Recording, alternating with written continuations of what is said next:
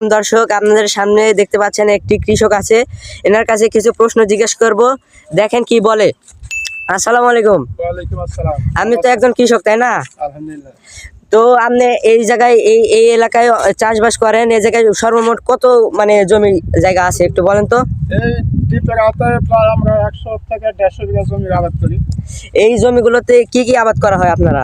এখানে আগে ধান ছিল হলো বেশিরভাগ আটাশ করতে, বিয়ে আটাশ করা হতো।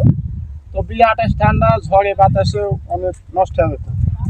তো এখন আমরা বেশিরভাগই 75 ধান করি। ও আচ্ছা, তাহলে এখন ধানটা ফলন বেশি আসে এবং ডাটা শক্ত থাকে। হ্যাঁ হ্যাঁ, এক বিঘা জমিতে কত মন ধান হয়? আপনার টিকা লাখ না দিলে 1 বিঘা মাটি 24, 25, 20, 22 এই পরিমাণ ধান আসে। লাভ কিরকম হয় একটু বলেন তো। লাভ তো কয়েক বছর আগে যে লাভ হলো তাতে কিছুটা লোকসানই হলো। এবছর ধানের দাম আছে, ধানের দাম থাকার জন্য 1800, 2000 বা 1600 টাকা মূল্য। এই জন্য হচ্ছে বিঘাকে 20 মণ ধান হলে দেখা যাচ্ছে যে 12,000, 10,000 টাকা খরচা হয়ে যায়। সরকারি যেই বা ধান বা সার যেগুলো সামগ্রী আপনাদের দেওয়া হয়, এগুলো কি আপনারা ঠিক মতন পান? তো আমার এই এলাকার সরকারি কোনো ভর্তুকি আমরা পাই না। মেম্বার চেয়ারম্যান ওগুলো আমার কৃষক কোনো সার দেয় না, এবং কৃষি অফিসের যারা অফিসার আগেও আসে না। আমরা কৃষক অফিস থেকে লোন নিও না, নিজের আয় দিয়ে আমরা আবাদ করি।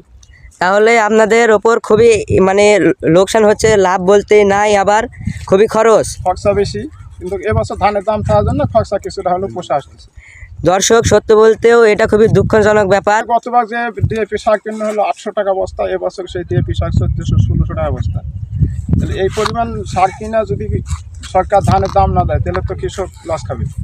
তো এখন আপনার সরকারের কাছে কি আবেদন, কি চাচ্ছেন সরকারের কাছে? আমরা আবেদন চাই আমাদের কৃষকের যাতে ভর্তুকি দেয়, তারপরে সরকার যাতে লোন দেয়, তারপরে সার কিছুটা যদি হালকা দামে দেয় তাহলে আমার কৃষকের সুবিধা হতো। আচ্ছা ঠিক আছে দর্শক, এই ভিডিওটি আরো সুবিধা হতো। হ্যাঁ, আপনার কথা আমরা বুঝতে পেরেছি।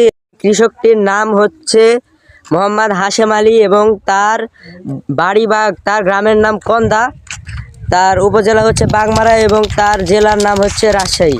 ধন্যবাদ।